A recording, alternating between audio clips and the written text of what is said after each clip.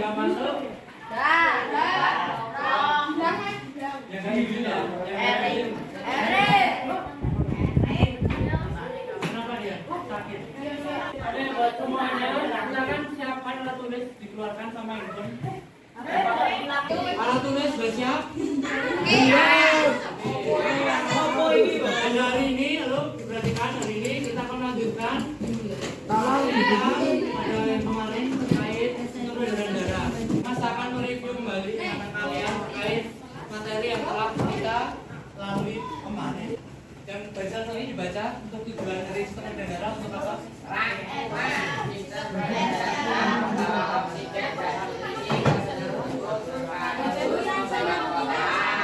Terima kasih, itu untuk fungsinya. Darah nggak baca. Untuk jatuh atau rombongan ini sama dibaca bareng-bareng.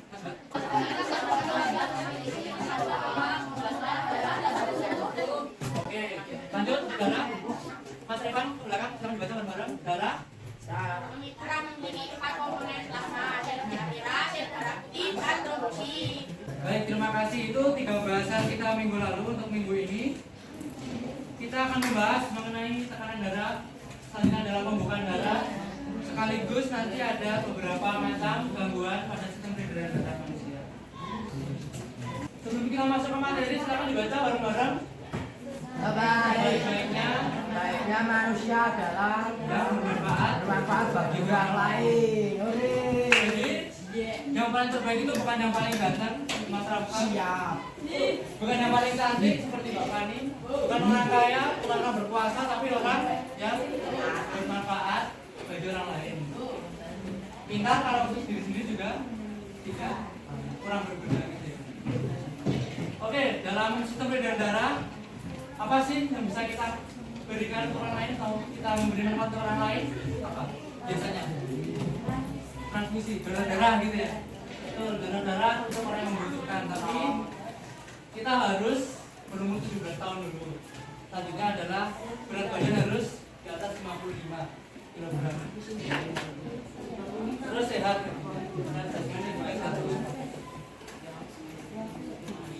Silakan diperhatikan. Ini ada gambar apa? Tensi. Sudah pernah belum kalian? Pernah. Biasanya kalau ke dokter cek kesehatan yang dicek apanya? Tensi. Kenapa kok yang dicek itu selalu tekanan darah?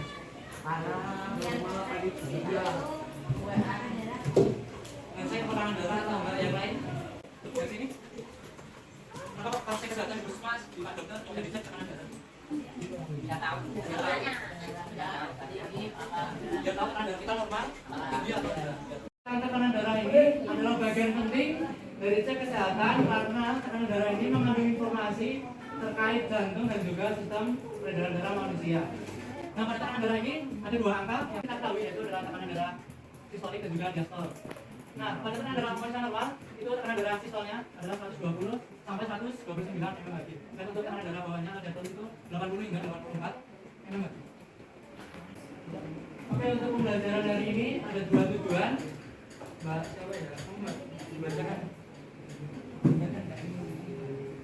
Tujuan pembelajaran yang pertama melalui diskusi peserta didik dapat menganalisis mekanisme pembekuan darah dengan benar. Yang kedua, melalui literasi studi kasus peserta didik dapat menganalisis jenis gangguan pada sistem peredaran darah, pengobatan, dan cara pencegahannya dengan tepat. Baik, terima kasih. Jadi untuk hari ini agendanya kita berlomba lagi. Yang pertama untuk membahas terkait mekanisme pembekuan darah. Untuk yang kedua, ini nanti kita akan mengkaji literatur terkait berbagai macam gangguan penyakit pada sistem peredaran darah. Sebelum saya bagikan KPD, Bapak mau membagikan menjadi 8 kelompok, saya akan berhitung dari 1 sampai 8 kelompok ya, berhitung sampai 1, 2, 3, 4,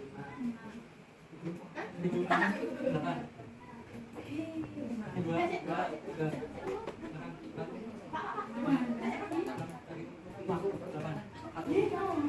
Oke, kenapa kok Bapak ingin kalian terpecah-pecah? Karena minggu lalu kalau kalian satu geng semuanya bakal tidak kondusif seperti itu. Bapak satu jangan kesini semuanya. Jangan saya orang apa-apa. Satu, makanya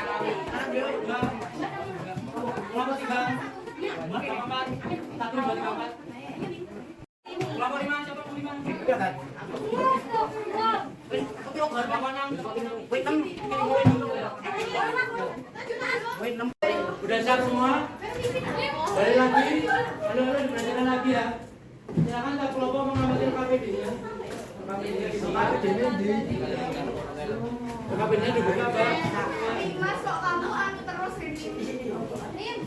Bagian pertama ada orientasi masalah. Ini nanti silakan memperhatikan saya lagi. Setelah itu menuliskan hipotesis. Hipotesis itu apa? Kalau kemarin identifikasi masalah berupa pertanyaan. Nah, kalau hipotesis ini berupa simpulan sementara atau Yang mana? jawaban sementara. Coba yang ini. Iya. Bagian orientasi masalah dulu. Oke. Setelah itu selanjutnya balik. Nah, itu ada petunjuk pekerjaan. Di kolom sebelah kiri ada tempat untuk materi pembukaan darah. Di kanannya ada banyak darah untuk yang pembukaan darah ini. Nanti silakan dimanfaatkan untuk menjawab pertanyaan nomor 1 yang penyelidikan. Itu ya. Selain menggunakan barcode atau sumber yang sudah kita siapkan, Anda juga bisa cari di internet ataupun di buku ataupun di rumahnya. Lanjut, belakangnya. Nah, itu adalah studi kasus literasi terkait gangguan sistem peredaran darah. Sesuai dengan kelompok masing-masing, misal siapa namanya? Ya. Nah, ini Mas, kelompok 3 nanti dapat penyakit apa? Tekanan darah tinggi. Silakan dicari mulai dari penyebab, gejala, cara penanganan hingga cara mengantisipasi supaya tidak terkena tekanan darah tinggi. Nah, setelah itu sudah selesai, kemudian nanti menyimpulkan secara bersama-sama seperti minggu lalu. Itu yang penjelasan kami dilanjut lagi ke Identifikasi masalah. Kalian pasti pernah kan jatuh, terpleset atau terluka? Pernah? Nah, untuk yang pertama, mengapa kok ketika tubuh kita terluka hingga mengeluarkan darah, darah itu seakan-akan berhenti mengalir? Itu kenapa? Ada yang tahu? Bocor. Pembekuan. Ada lagi? Untuk apa? Biar tidak. Biar tidak kehabisan banyak darah ya. Kemudian mengapa kok hal itu dapat terjadi? Ada apa sih? Trombosit. Lanjut, yang ketiga, apa yang akan terjadi jika darah itu tidak membeku terus mengalir terus menerus? Bisa darah. Silakan teman-teman tuliskan jawaban kalian di lembar hipotesis masing-masing kelompok.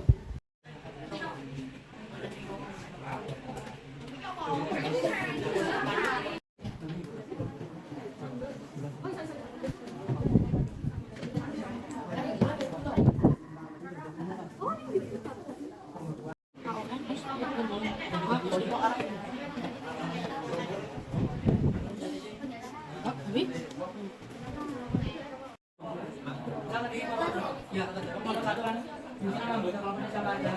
Terus animnya itu apa? Terus apa? Didengar dulu hadapnya. Ini apa? Relasi.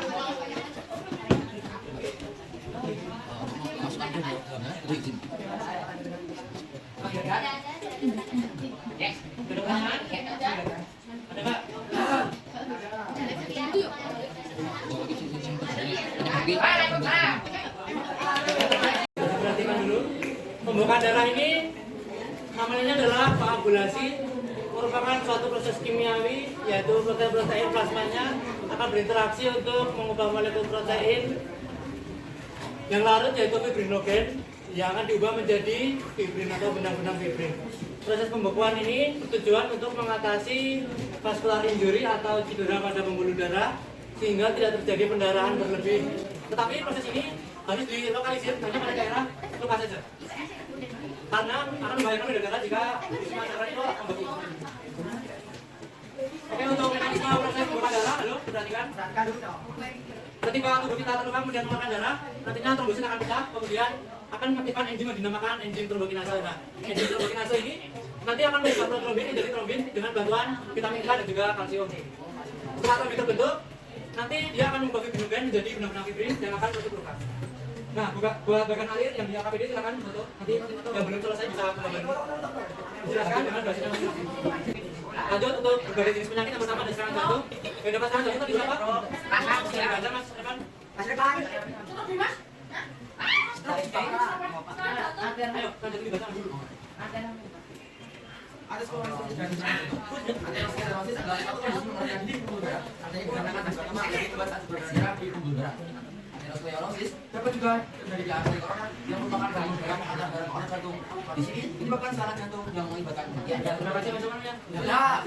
Nah, bisa kita ketahui ya, orang-orang yang obesitas sama berat badan itu biasanya sangat bisa resikonya untuk terkena serangan jantung. Selain itu juga kolesterol juga bisa memicu kolesterol. Lanjut, terus baca. Stroke pembuluh darah otak di otak dan atau bahkan pecah sehingga otak kekurangan oksigen bahkan kalau bukan kerusakan otak bukan kematian. Masuk ke dalam rangkuman, silakan dibaca bersama-sama. Pembekuan darah. Mekanisme pembekuan darah pada tubuh manusia adalah sebagai berikut. Ketika terjadi benang pembuluh akan pecah, kemudian enzim trombokinase akan aktif untuk mengubah protein menjadi trombin. Kemudian akan mengubah protein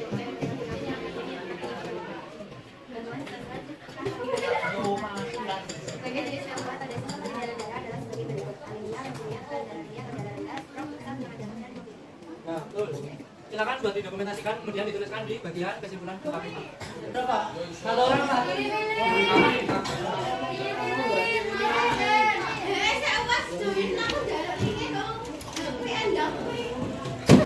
Namanya apa, Pak? Kamera sendiri. Siapa itu yang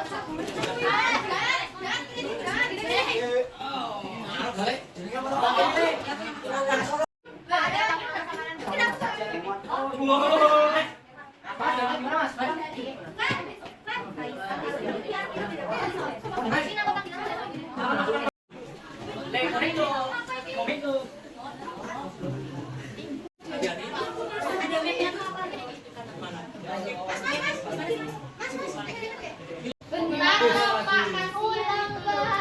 Kita coba halaman kepada Mas Gadis.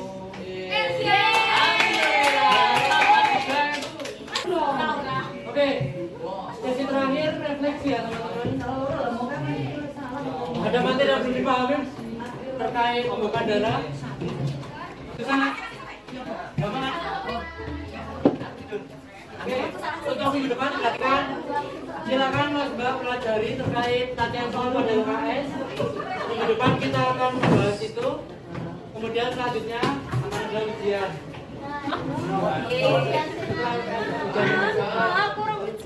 Baik, cukup sekian dari saya. Kurang maaf, semoga bisa dipahami. Assalamualaikum warahmatullahi wabarakatuh.